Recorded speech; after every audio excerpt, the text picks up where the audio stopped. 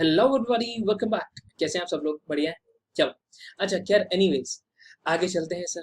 आगे चलते हैं, अगली बात करते हैं कि सर क्या अगली बात करते हैं। क्या बोल रहे हो? शुरू किया है आपने अभी, क्या बोल रहे हो पता नहीं।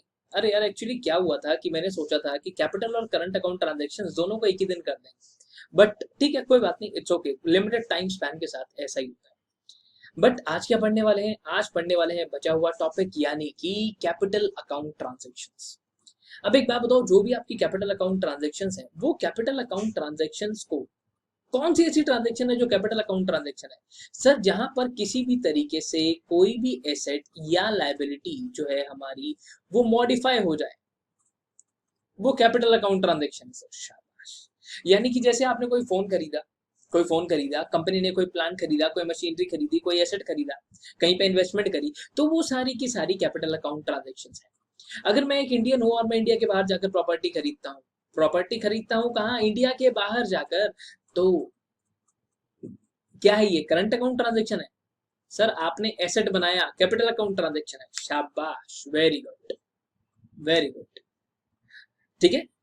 अब यही ऐसे ही अगली बात को समझना है, ऐसे ही अगली बात को सोचना है। अगर मेरे पास एक प्रॉपर्टी है, एक फॉरनर है, उसके पास एक प्रॉपर्टी है इंडिया के अंदर, और वो उसको बेच देता है, कौन सी ट्रांजेक्शन है? सर, वो है कैपिटल अकाउंट ट्रांजेक्शन। शाबाश। बस ऐसे ही बेसिक्स को क्लियर रखना है। क्या इंपॉर्टेंट है पेपर के पॉइंट ऑफ व्यू से, क्या जरूरी है क्या नहीं, ये तो मैं बता ही देता हूँ। ठीक है। कह रहे सर, जैसे आपने वहां पे देखा था कि भैया हमने सेक्शन नंबर 3 पढ़ा था, 4 पढ़ा था, 5 पढ़ा था। अब यहाँ पे कैपिटल अकाउंट ट्रांजेक्शन की बारी फेमा के अंदर आता है, सेक्शन नंबर 6। इसने बोला ठीक है सर, आपकी कैपिटल अकाउंट ट्रांजेक्शन जो है हम उसको अलाउ कर देंगे, बट जो कंडीशंस है उनको फुलफिल करना, जो भी परमिसिबल है वो आपको बता देंगे। जहां पर लिमिट लगाई हुई है, जैसे शेड्यूल नंबर 3 के अंदर वहां पर लिमिट लगाई थी $250,000 की, कह रहे सर ऐसे ही यहाँ पर भी लिमिट लगा देंगे। ओके, ओके, ठीक है। कह रहे पर सर, जो भी ऑर्डिनरी कोर्स ऑफ बिजनेस के अंदर आपका चल रहा है, तो उस पर रिजर्व बैंक कोई भी रिस्ट्रिक्शन नहीं लगा। कह रहे रिस्ट्रिक्शन लगाई कैसे जाती है? बहुत सारे टाइप की रेगुलेशन बना देता है, रेस्ट्रिक्शन लगा देता है। क्योंकि अगर मैं बात करूं फॉरेन ट्रेड की, अगर मैं बात करूं फॉरेक्स की, अगर मैं बात करूं फॉरेन सिक्योरिटी की, तो हर एक चीज को रेगुलेट यहाँ पर आरबीआई करता है, रिजर्व बैंक ऑफ इंडिया। ठीक है, रिजर्व बैंक ऑफ इंडिया। ठीक है। कह रहा सर, अच्छा एक बात बताओ, एक और चीज मेरे को बताओ। आपने इंडिया के बाहर से लोन ले लिया, आपने एक टर्म पढ़ी होगी commercial, I mean companies act में पढ़ी होगी, यहाँ का सेबी वगैरह के बारे में पढ़ी होगी, तो एक टर्म पढ़ी होगी ईसीबी। ये क्या होता है ईसीबी? क्या बात है, पता ही नहीं है क्या किसी को? किसी ने सुना ही नहीं है क्या ईसीबी? सुना है ना? Sir, external commercial borrowing, external commercial borrowing, यानी कि जब मैं इंडिया में हूं पर इंडिया के किसी बाहर वाले बैंक से मैंने एक प्रॉपर्टी, एक पैसा जो है वो उधार ले लिया है, लाइबिलिटी क्रिएट हुई, लाइबिलिटी मॉडिफाई हुई। हाँ सर, बिल्कुल। कह रहा है अब चाहे वो बोरोइंग हो चाहे लेंडिंग हो, ठीक है, वो क्या है? कैपिटल अकाउंट ट्रांजेक्शन है, फिर से उसको आरबीआई ही रेगुलेट करेगा। ओके। कह रहे सर, आरबीआई को लगे कि यार गड़बड़ हो रही है, तो वो प्रोहिबिट भी कर सकता है कि तू भैया इंडिया में है तो इंडिया के बाहर से पैसे क्यों ले रहा है, और तू इंडिया के बाहर है तो तू इंडिया वाले बंदे से डील नहीं करेगा। ओके। जैसे आप बहुत बार देखते हो कि वो कहते हैं यार, टेरर फंडिंग नाम का एक एस्पेक्ट आया। उन्होंने बोला जो जो बंदा है ट्रांजेक्शन कर रहा है इंडिया में बाहर से, ठीक है, इन सबको बंद कर दो। तो आरबीआई के पास ये भी पावर है, अगर कहीं पर उसको लगता है कि कुछ गड़बड़ हो रही है, कुछ गड़बड़ हो रही है, तो वो ऐसी ट्रांजेक्शन को बीच में से गायब कर देगा। ओके, ओके, ठीक है, ठीक है सर, ठीक है। अब सर ऐसा, अच्छा एक बात बताओ, एक कोई लीज है, जैसे हम किराए पे दे देते हैं, ठीक है, अगर कोई लीज है, वो हमने किराए पे दिया हुआ है, जैसे यहाँ पे मतलब यूएस में मेरी एक प्रॉपर्टी है, उसको मैंने किराए पे दे दिया है, कह रहे ठीक है। कह रहा है क्या वहां पर इसके अंदर भी प्रॉब्लम हो सकती है? बेटा, प्रॉब्लम होने को तो कहीं भी हो सकती है, बट फिर भी वो कह रहे हैं कि लॉ के अंदर कहता है कि अगर आपने ट्रांसफर करा है या एक्वायर करा है इमूवेबल प्रॉपर्टी को, तो हम उसको पकड़ सकते हैं, उसको भी फिर से आरबीआई रेगुलेट करेगा। कह रहे सर, अगर वहां पर लीज है, यानी कि किराए वगैरह की बात है, जैसे किराए पे ऑफिस ले लेते हैं, है ना, तो कह रहे सर जो लीज है वहां पर, अगर वो नॉट एक्सीडिंग 5 years, यानी कि मैक्सिमम 5 साल की है, कह रहे तो सर बहुत अच्छी बात है, बहुत अच्छी बात है कि ये 5 साल तक की है ना, तो कोई बात नहीं, उससे ज्यादा की है तो फिर से आरबीआई कहता ना ना, अब मैं रेगुलेट करूंगा, मैं बताऊंगा तेरे को करना है या प्रोहिबिटेड है। अच्छा, तो मतलब सर इसमें से पूरे में से क्या याद रखना है? कुछ भी नहीं, कि अगर इसकी बात आ जाएगी तो सब कुछ आरबीआई के हाथ में। ओके, ठीक है। कह रहा सर यहाँ पर पहले वाले पार्ट में आपने सब मना कर दिया, सब जगह प्रोहिबिशन लगा दी कि नहीं नहीं नहीं नहीं नहीं। कह रहा अब उसके बाद क्या होता है, ठीक है, उसके बाद क्या होता है कि अब ये कहता है इंडिया के अंदर आप हो, इंडिया के अंदर आप हो, आपके पास फॉरेन करेंसी है, फॉरेन सिक्योरिटी है, कोई इमूवेबल प्रॉपर्टी है, इंडिया के बाहर है। कह रहा हाँ सर। कह रहा सर तो मैं आपको अलाउ कर दूंगा। मैंने कहा अलाउ कर देगा? कह रहा हाँ। मैंने कहा पहले तो मना कर रहा था। कहता कोई बात नहीं, ऐसे ही होता है यार, उस पहले ना करती है वो, फिर हाँ करती है। कहता ऐसे ही होता है सर, ऐसे ही होता है। कहता person resident in India, person resident in India है। कह रहा ठीक है सर। कह रहा इसको क्या मिला है, इसको मिला है, मान लेते हैं चलिए कुछ फॉरेन करेंसी मिली, फॉरेन करेंसी मिली है, या कोई फॉरेन सिक्योरिटी मिली है, यानी कि शेयर्स डिबेंचर्स ऐसा कुछ मिला है, या तो आप कह सकते हैं कोई फॉरेन इमूवेबल प्रॉपर्टी इसको मिली है, इमूवेबल प्रॉपर्टी इसको मिली। ठीक है, आ रही है बात समझ? कह रहा सर अच्छा अब एक बात समझो। मैंने कहा हाँ जी। कह रहा अब ये जो प्रॉपर्टी मिली है, ठीक है, ये इसने तब खरीदी है, ये पर्सन रेजिडेंट इन इंडिया है, इसने तब एक्वायर करी जब ये इंडिया के बाहर रहता था। कहते दो सिचुएशन में अलाउड है, when he was resident outside India, जब ये इंडिया में नहीं रहता था, बाहर काम करने चला गया था, ठीक है, बाहर काम करने चला गया था, वहीं रहता था, नमस्ते इंग्लैंड नमस्ते लंदन वैसे वाला। कह रहा ओके। कह रहा या तो फिर इसको क्या हुआ कि यहाँ पे से इसको इनहेरिटेंस में मिला है। इनहेरिटेंस क्या होता है, ये जहाँ पे जिनके साथ रहता था वो एक बूढ़े अंकल आंटी थे, उन्होंने कहा हमारा कोई है नहीं, चलो इंडिया में वो था, वो उसने हमारी बड़ी सेवा करी है, उसी को दे। ठीक है, उसने हमारी बड़ी सेवा करी है, उसको दे दो। कहता या तो इनहेरिटेंस, या तो जब आप इंडिया के बाहर थे तब आपने एक्वायर किया है। सच करेंसी, सिक्योरिटी और property was acquired, held or owned by such person when he was resident outside India। तब आप बाहर थे, आपने ले ली, क्या था कोई बात नहीं।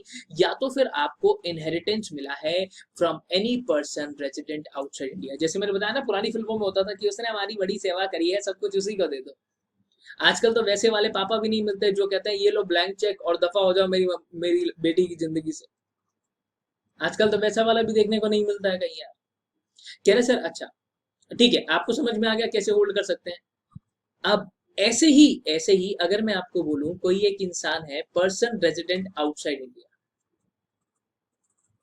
ठीक है, पर्सन रेजिडेंट आउटसाइड इंडिया। कह रहा सर वो इंडिया के बाहर रेजिडेंट है। मैंने कहा ओके बहुत अच्छे। कह रहा अब जो ये रेजिडेंट आउटसाइड इंडिया है, जो ये रेजिडेंट आउटसाइड इंडिया है, इसको रेजिडेंट इन इंडिया कर लो। बस अब पूरा फॉर्मेट आपको समझ में आ जाएगा। कहते सर एक पर्सन रेजिडेंट आउटसाइड इंडिया है, क्या उसको अलाउड है इंडिया में प्रॉपर्टी होल्ड करना? मैंने कहा नहीं, वही सर सेम बातें हैं। या तो वो इंडिया में रेजिडेंट था, तब उसने कहीं से ट्रांसफर ले लिया, कहीं से उसने एक्वायर कर लिया, ठीक है, तो उसने प्रॉपर्टी ले ली, तब तो बहुत अच्छी बात है। नहीं तो वो भी यहाँ पर आया था और कोई बंदा उससे बहुत इंप्रेस हो गया, उसने बोला चल मेरे मेरे मरने के बाद ये सारी प्रॉपर्टी इसको दे। एक अंग्रेज है, अंग्रेज का नाम क्या है, अंग्रेज का नाम क्या है यार, जानते होगे, अंग्रेज का नाम है चलो मियाँ। एक लड़की बेचारी बहुत सीधी सादी, उसने आई यहाँ पे एक अंकल आंटी का बहुत ध्यान रखा। कहाँ जा रहे हो, कुछ सोच तो नहीं रहे हो तुम लोग, कुछ सोच तो नहीं रहे हो, वापस वापस। कह रहे सर एक लड़की थी मियाँ, वो यहाँ पर आई, इसने बहुत सारे लोगों का ध्यान रखा, ठीक है, बहुत। उन लोगों ने क्या कहा कि चल ठीक है भाई, हम तो अब चल दिए यहाँ से, हमारी तो उम्र का पता नहीं है, पर हमारे जाने के बाद ये सारी प्रॉपर्टी हम तेरे को दे दें, ठीक है। Permitted to hold transfer in Indian currency security immovable property allowed है, बट अगर उसने यहाँ पर जब वो हेल्ड या ओन करी है, जब वो यहाँ पर रेजिडेंट थी, या तो फिर और inherited from a person who was resident in India, एक बंदा इंडिया में था, उसने बोला चलो ठीक है मियाँ आज तो ये मेरी प्रॉपर्टी है, पर मेरे जाने के बाद ये प्रॉपर्टी तुम्हारी, ठीक है, विल में लिख दिया ऐसा। या जब वो एक्सपायर हो गया उसने प्रॉपर्टी मियाँ को दे दी, कहता चलो यार कोई बात नहीं, मेरे को ठीक है, मेरी सारी प्रॉपर्टी तुम्हारी, ठीक है। चले आगे, चलो थोड़ा सा आगे चलते हैं। बेटा अगर तुमने एग्जाम्पल देख के तुम कहीं और पहुंच गए हो यार, तो आओ वापस आओ बेटा, पढ़ाई है ये, पढ़ाई। कैरेक्टर पे नहीं जाते, आगे चलते हैं। कह रहे खैर एनीवेज आगे चलते हैं। अब ये तो आपने मना कर दिया सर कि ऐसा कुछ हो नहीं सकता, अगर आपने करना भी है तो ये भाई ठीक है, रेजिडेंट होने चाहिए आप उस पर्टिकुलर कंट्री के अंदर, या बाहर का बंदा है तो हमारे यहाँ पर रेजिडेंट हो या इनहेरिटेंस से मिली हो तो हम अलाउ कर देंगे। कह रहा पर ऐसे ही जैसे आपने करंट अकाउंट ट्रांजैक्शंस के बारे में रूल्स पढ़े थे, फेमा ने बनाए FEMA permissible capital account regulations 2000, schedule number 1 और शेड्यूल नंबर 2 इन्होंने बनाया। कह रहे सर देखो ऐसे ही कैपिटल अकाउंट ट्रांजैक्शंस हैं, इन्होंने बोला कि सर हम दोनों में डिवाइड कर देंगे, एक में रेजिडेंट इन इंडिया के लिए कौन सी कैपिटल अकाउंट ट्रांजैक्शंस परमिसिबल हैं और पर्सन रेजिडेंट आउटसाइड इंडिया के लिए कौन सी कैपिटल अकाउंट ट्रांजैक्शंस परमिसिबल है, हम इस दोनों बारे में ही बात करेंगे। मैंने कहा अच्छा। कह रहे सर दोनों बारे में बात करेंगे, एक तो इंडिया में अगर आप हो तो कौन सी अलाउड है, इंडिया के बाहर अगर आप हो तो कौन सी अलाउड है। ओके आगे चलते हैं। अब देखना पर्सन रेजिडेंट इन इंडिया लिखा है बच्चे, गड़बड़ नहीं करनी है, person resident in India. India में एक बंदा है, उसने क्या करा कि फॉरेन सिक्योरिटीज के अंदर इन्वेस्टमेंट कर दी, कह रहा सर कोई बात नहीं अलाउड है।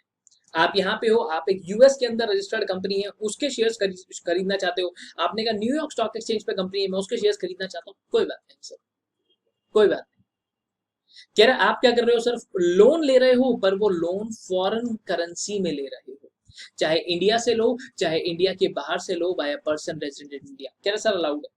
आपने लोन लेते हो, आप कहते हो ना चलो ठीक है मेरे को लोन लेना है, कितना लेना है भाई, 20 लाख रुपए का, 50 लाख रुपए का, 2 करोड़ रुपए का लोन दे दो, ठीक है। मिडिल क्लास आदमी इससे ज्यादा क्या सोचेगा यार। कह रहे सर अब या तो आपने क्या किया है, जो इमूवेबल प्रॉपर्टी है आउटसाइड इंडिया, एक पर्सन है एक इंसान है जो इंडिया में रहता है, उसने देखा कि यार चल यूएस में मेरी प्रॉपर्टी है इसको बेच दे, तो transfer of immovable property outside India, चाहे आप गिफ्ट करें आप ट्रांसफर करें, ट्रांसमिशन हो, कह रहा कुछ भी हो सर अलाउड है, अलाउड है सर, इंडिया के बाहर आपकी प्रॉपर्टी आपने बेच दी कोई दिक्कत नहीं। ओके कह रहा सर अब गारंटी दी है, ठीक है, किसने, एक पर्सन रेजिडेंट इन इंडिया ने। देखो मैं आपको बताता हूं, एक है person resident outside India, PROI, PROI person resident outside India. इसने एक बैंक से लोन लिया, बैंक ने बोला भैया तेरी गारंटी कौन देगा, कह रहा सर मेरी गारंटी दे रहा है पर्सन रेजिडेंट इन इंडिया। इसने क्या बोला कि चलो कोई बात नहीं गारंटी मेरी, कह रहा सर कोई बात नहीं, अगर इसने गारंटी दे दी तो अलाउड है, कोई दिक्कत वाली बात नहीं है, परमिसिबल है सर, परमिसिबल है, हमने अलाउ कर देंगे। कह रहे आप किसी भी तरीके से एक्सपोर्ट कर रहे हो, इंपोर्ट कर रहे हो, होल्ड कर रहे हो फॉरेन करेंसी, कह रहे सर कोई बात नहीं, कोई बात नहीं, एक लिमिट गवर्नमेंट ने बना दी है 2500, वहां तक होल्ड कर सकते हो, कोई दिक्कत वाली बात नहीं। 2500 रुपए सर, बस नहीं 25,000, 25,000 रुपए तक की करेंसी। आप रुपए बोल रहा हूं मैं, ध्यान रखना, I am talking about rupees, dollar नहीं बोल रहा हूँ, डॉलर नहीं बोल रहा हूँ, ठीक है। वैसे तो अगर आप कहीं से भी होकर आ रहे हो सर तो आपको डिक्लेयर करना होता है जितना पैसा आपके पास है, और 180 डेज के अंदर सरेंडर करना होता है कि ठीक है भैया ये फॉरेन करेंसी मेरे पास थी तुम रख लो। बट फिर भी जैसे कुछ लोग शौक है कि हाँ यार मेरे पास ये भी डॉलर भी होना चाहिए, ये भी होना चाहिए, वो कह रहा 25,000 रुपए तक का आप सामान रख सकते हो सर, कोई दिक्कत नहीं, होल्ड करने की बात कर रहे हैं तो ठीक है। बाहर घूमने जा रहे हो तो मैंने आपको बता ही दिया, 2,50,000 यूएस डॉलर्स। कह रहे सर ओके, कह रहे सर अब क्या है यहाँ पर, loan and overdraft bye person resident in India, इसने कहां से ली है, from a person resident outside India. India के बाहर एक इसका दोस्त है, इसने बोला कि यार मेरे को थोड़ा पैसा दे दे, उसने कहा ले पैसे की क्या बात है, पैसा हाथ की मैल है, हाथ की मैल है, देखा नहीं है सारे रिक्शे वाले ऐसे कर देते हैं, सारी मैल निकाल देते हैं, है ना, पैसा हाथ की मैल है, वैसे मैल ही तो रगड़ रहे होते हैं, निकालो यार निकालो, है ना। चलो खैर एनीवेज मजाक मस्ती बहुत हुआ, आगे चलते हैं। कह रहा सर अब इंडिया में एक बंदा है जो पर्सन रेजिडेंट इन इंडिया है, उसने क्या करा है, फॉरेन करेंसी अकाउंट्स खोले हुए हैं। कह रहे सर कोई बात नहीं, हो सकता है उसका भाई लेन देन होता हो बाहर, वो कहीं ना कहीं ट्रेड करता हो, एक्सपोर्ट इंपोर्ट करता हो, इंडिया में और इंडिया के बाहर दो। ओके कह रहा सर अब देखो आपने क्या करा, आप इंडिया में हो, आप पर्सन रेजिडेंट इन इंडिया हो, ठीक है, आपने क्या करा, इंश्योरेंस पॉलिसी ले ली है, पर इंश्योरेंस पॉलिसी किससे ली है, एक इंडिया के बाहर एक कंपनी है उससे ली है। मतलब हमारे यहाँ जो इंश्योरेंस पॉलिसीज हैं, इंश्योरेंस वाली कंपनीज हैं जो आपको डेली फोन करके बोलते सर आप कल को ना रहे तो कल आपको कुछ हो जाता है, तो मैं तू अभी कर दे भाई, तू अपनी पॉलिसी बेचने के चक्कर में करा दे, सारी बीमारियां अभी करा दे। तो कह रहा आपने इंश्योरेंस पॉलिसी ली पर आपने इतने सारे HDFC, SBI, ICICI इनसे आप कह रहे हो कि बाहर से, भाई बाहर से लेंगे अपन, बाहर से, वहां से। कह रहे सर अब ऐसे ही जब ये लोन एंड ओवरड्राफ्ट वाला पार्ट आपने पढ़ा है तो यहाँ पे क्या हो रहा है, फ्रॉम पर्सन, बाहर वाले बंदे से हम ले रहे हैं। कहता है सर अब इसका उल्टा, vice versa, by person resident in India to. तो कह रहा है सर इसने इसको दिया, चाहे रेजिडेंट बाहर वाला हमारे को लोन दे चाहे हम उसको दें, दोनों परमिसिबल। ओके ठीक है। कह रहे सर देखो, रेमिटेंस कोई पैसा आप इंडिया के बाहर भेज रहे हो ऑफ कैपिटल एसेट्स, जो आपके पास कैपिटल एसेट्स हैं उनको बाहर, उनको तो भेज नहीं सकते, उनसे पैसा बाहर भेज रहे हो, आपने यहाँ पे प्रॉपर्टी बेच दी, आपने कहा यार चलो पैसा बाहर भेजते हैं, अब वहीं जाके सेटल होंगे, गवर्नमेंट कहती है कोई बात नहीं सर, कोई बात नहीं, कोई दिक्कत वाली बात ही नहीं है सर, अलाउ कर देंगे। पर याद रखना हर एक के अंदर लिमिट्स, हर एक के अंदर एलिजिबिलिटी क्राइटेरिया है, वो आपको फुलफिल करना ही पड़ेगा। ओके क्या ना सर, इसके अलावा आपने पढ़ा होगा डेरिवेटिव्स, है ना, फॉरेन एक्सचेंज डेरिवेटिव्स को इंडिया में या अब्रॉड में खरीदना और सेल कर देना, ठीक है, सेल कर देना bye person resident in India allowed है सर, अलाउड है, चाहे वो आई मीन फॉरेक्स डेरिवेटिव्स हैं चाहे कमोडिटी डेरिवेटिव्स। अगली बात पे आते हैं। अब एक बात समझिए ध्यान से, वो ध्यान की बात क्या है कि अगर कोई इंसान पर्सन रेजिडेंट आउटसाइड इंडिया है, उसे कौन कौन सी कैपिटल अकाउंट ट्रांजैक्शंस यहां पर अलाउड हैं, वो ऐसा क्या कर सकता है, ऐसी कौन कौन सी चीजें उसको अलाउड है। कह रहे सर ओके कोई बात नहीं सर। कह रहे देखो सबसे पहली बात, वो बंदा इंडिया में इन्वेस्ट कर सकता है, अगर वो किसी भी बॉडी कॉर्पोरेट में पैसा लगाना चाहता है और कोई कंपनी है यहाँ पर वो शेयर्स इशू कर रही है, वो कहता है मेरे को पैसा लगाना है, कहता है लगा ले भाई, कोई बात नहीं लगा ले। इन issue of security bye a body corporate और एंटिटी इन इंडिया, और उसमें वो इन्वेस्ट करना चाहता है, सर कह रहे सर कोई बात नहीं सर, कोई बात नहीं। कह रहे सर ये तो कंपनी की बात हुई, बॉडी कॉर्पोरेट की बात हुई, वो लोग शेयर्स डिवेंचर्स इशू करते रहते हैं ना, फर्म की बात हुई, कह रहे कोई बात नहीं, आप कंट्रीब्यूशन की फॉर्म में दे सकते हो, फर्म में होता है ना, फर्म में शेयर्स थोड़ी है, फर्म में शेयर्स थोड़ी है, हर एक पार्टनर आता है कंट्रीब्यूशन लाता है, कैपिटल कहते हो गया, कैपिटल कहते हो गए अपने टाइम पे। कह रहे सर ऐसे ही उसको ये भी अलाउड है कि अगर कोई पर्सन रेजिडेंट आउटसाइड इंडिया, देखना क्या मजेदार पॉइंट है, क्या मजेदार पॉइंट है, इतना शानदार इतना बढ़िया पॉइंट आपने आज तक नहीं पढ़ा, ठीक है। कह रहे सर देखो, अगर इंडिया में प्रॉपर्टी है उस बंदे की और उसको वो बेचना चाहता है, ट्रांसफर करना चाहता है, कोई प्रॉपर्टी खरीदना चाहता है, अलाउड, अलाउड है सर, कोई दिक्कत वाली बात नहीं। कह रहा है अब इंडिया में मैंने लोन लिया, इंडिया में मैंने यहाँ पर लोन लिया, ठीक है, और मैंने एक बैंक से लोन लिया, मेरी गारंटी देने के लिए जॉनी नाम का एक बंदा आया, उसने कहा जॉनी, जॉनी ने आकर मेरी गारंटी दे दी, तो guarantee by person resident outside India in favour और on behalf of person resident in India. Okay आगे चलते हैं सर। कह रहा है नेक्स्ट इज इंपोर्ट और export of currency, currency notes from India by person resident outside India. अब भैया सिंपल सी बात है ना कि कोई बंदा अगर हमारे यहाँ पर इंडिया में आ रहा है तो ऐसा तो नहीं है ना कि वो ठेले पे जाएगा चाय पीने, उसको बोलेगा ये लो भैया $1, नहीं ऐसा नहीं होगा, वो अपने पैसों को रुपीस में कन्वर्ट कराते हैं, ऐसा होता है ना। Import and export of currency, currency notes आया है, ठीक है, पैसे लेकर आएगा, कुछ पैसे लेकर जाएगा, बस ऐसा ही होगा ना। कह रहा सर अलाउड है, अलाउड है। कह रहा है कोई दोनों लोगों के बीच में, पर्सन रेजिडेंट इन इंडिया और आउटसाइड इंडिया के बीच में कोई डिपॉजिट है कि चल ठीक है यार मेरे पैसे हैं तू रख ले, जब मैं आऊंगा तो घूमने के लिए मेरे को दे दियो। कह रहा कोई फॉरेन करेंसी अकाउंट उसने ओपन करवा रखा है इंडिया के अंदर, पर्सन बंदा जो बाहर का है, कह रहा सर अलाउड है। कह रहा उसने बाहर करवा रखा है, तो बाहर तो हमारी जुरिस्डिक्शन वैसे ही नहीं है। वो कहता है कि सर मेरे पास फॉरेन करेंसी अकाउंट है बट मेरा फ्रांस में है, मैं कहा यार फ्रांस में तो हमारे को लेन देन ही नहीं है, मैं कहता आपके यहाँ खोल दूंगा, खोल दे, अलाउड है, ठीक है।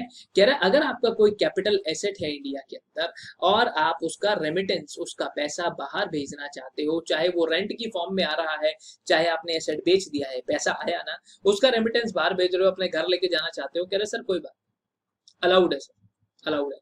कह रहा बट याद रहे हर एक ट्रांजेक्शन के लिए हमारे पास लिमिट्स हैं, आर विद इन लिमिट्स, और आपको to and from an authorise person ही ये काम करना है। कोई भी इंसान कैसी भी ट्रांजैक्शन कर रहा है तो एक्ट्स, रूल्स, रेगुलेशंस को फॉलो करना है, और हर एक ट्रांजैक्शन ऑथोराइज पर्सन से ही होनी चाहिए। यार आजकल ना एक नया कंसेप्ट आया, एक नया कंसेप्ट आया। अच्छा वो नया कंसेप्ट क्या है, बहुत बार क्या होता है ना कि लोगों के पास एक प्लॉट है, वो प्लॉट को क्या करते हैं, प्लॉट को दे देते हैं किसी बंदे को कि ये ले भाई ये ले प्लॉट दे दिया उसको, और उसके बाद उसको बोला कि ठीक है यार चलो यहाँ पर बनाते हैं। अब जैसे मान लीजिए कि मेरे पास एक जगह है, मेरे पास एक जगह है, ठीक है, ये एक लैंड है। मैंने कहा यार मेरे को यहाँ पे घर बनाना है पर मेरे पास पैसे नहीं है। कह रहा ओके सर, कोई बात नहीं सर। कह रहा सर अब देखो यहाँ पर क्या होता है कि मैंने एक बंदे को पकड़ा, उसने कहा ठीक है सर कितनी जगह है, मैंने कहा ये है भैया 250 स्क्वायर यार्ड। मैं कहा 250 स्क्वायर यार्ड ये जगह है मेरे पास। कह रहा ठीक है 4 फ्लोर बना दूंगा इसमें। मैंने कहा अच्छा। कह रहा उसमें से 2 फ्लोर मेरे। कह रहा 2 फ्लोर मैं रख लूंगा। मैं कहा भाई साहब, अरे भाई साहब ऐसा होता है ना बहुत बार, हम अपने आस पड़ोस में देखते हैं कि बिल्डर लोग ये काम करते हैं। इसको क्या कहते हैं, इसको क्या कहते हैं? कह रहे सर देखो अगर कोई भी इंसान पर्सन रेजिडेंट आउटसाइड इंडिया वो इन्वेस्टमेंट करना चाहता है इंडिया, चाहे किसी फर्म में, प्रोप्राइटरी कंसर्न में, चाहे किसी भी एंटिटी के अंदर, जो बिजनेस करती है, कौन सा बिजनेस? चिट फंड्स का बिजनेस करती है। इसको ट्रांसफरेबल डेवलपमेंट राइट्स कहते हैं, जो मैंने अभी नीचे डायग्राम बनाया। चिट फंड का बिजनेस करती है। सर चिट फंड का बिजनेस कैसा होता है? अरे यार हेरा फेरी, फिर हेरा फेरी देखिए ना, अनुराधा चिट फंड, पैसे लेके भाग जाती है एक का डबल। हाँ, आजकल ऐसे बहुत सारे एप्लीकेशंस आ गई है ना, वो कहते हैं ना लाओ पैसे लगाओ और 1 मिनट के अंदर करोड़पति हो जाओ। वाह भाई वाह, मेरे से पैसे ले लो, जिसको ऐसा लगता है मेरे से पैसे ले लो, 10,000 रुपए से शुरू कर लो, तुम करोड़पति हो जाओगे ना। तो मेरे को बस एक काम करना, जो मैंने पैसे दिए, जो मैंने पैसे दिए वो कैपिटल मैं लगा देता हूँ। अगर आप करोड़पति हो जाते हो तो ठीक है आधा मेरे को दे देना, नहीं हो पाते हो तो 10,000 मैंने वापस कर देना।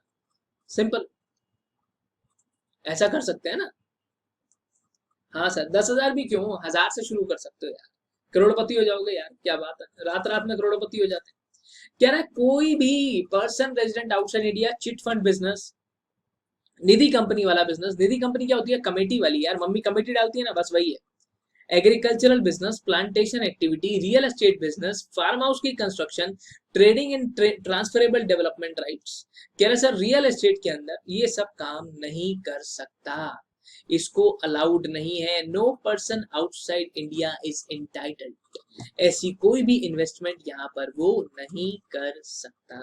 कह रहा सर एक मिनट एक मिनट एक मिनट सर, ये बड़ी बड़ी सिटी बना रहे होते हैं, ये कोई ऐसे मतलब कोई सिटी नाम से बना देते हैं, इतने बड़े बड़े प्रोजेक्ट्स होते हैं, उनका भी मतलब वही है। आप sir Sachin Tichkule and company की तरह खट्टा मीठा फिल्म में आ जाओ, और आप सचिन टिचकुले मूवी की तरह एक रोड बना दो, एक ब्रिज बना दो, कोई भी रेजिडेंशियल कमर्शियल प्रेमाइसेस बना दो, कोई भी टाउन डेवलप कर दो। कहता सर कुछ भी नहीं, रियल एस्टेट में नहीं लगाएगा पैसा, नहीं लगाएगा सर। ओके, कह रहा है और इसके अलावा जहां भी वो पैसा लगाएगा तो नॉर्मल बैंकिंग चैनल से चलेगा। यहाँ पे जो भी इन्वेस्टर है मतलब उसका पैसा डेबिट हो जाएगा, फिर वो ऑथराइज पर्सन के पास जाएगा और उसके बाद इन्वेस्टमेंट वाले चैनल के पास पहुंच जाएगा। ओके, इसके अलावा आप देखेंगे कल को आगे चल के कि आपकी कंपनीज अगर बाहर काम कर रही हैं तो एक ओडीआई कंप्लायंस होता है, बहुत सारे कॉर्पोरेट्स वो ओडीआई कंप्लायंस भी करते हैं, ठीक है, वो आपको देखने को मिलेगा, देखने को मिल जाता है तो बहुत अच्छी बात है। FCGPR, ODI कंप्लायंस, ऐसे फॉर्म्स आपने बहुत सारे देखे होंगे। अगर कोई डाउट्स है, ठीक है, वैसे तो कोई डाउट्स वाला सीन है ही नहीं, ऐसा कुछ है ही नहीं, ठीक है, बट फिर भी अगर कोई डाउट्स है तो प्लीज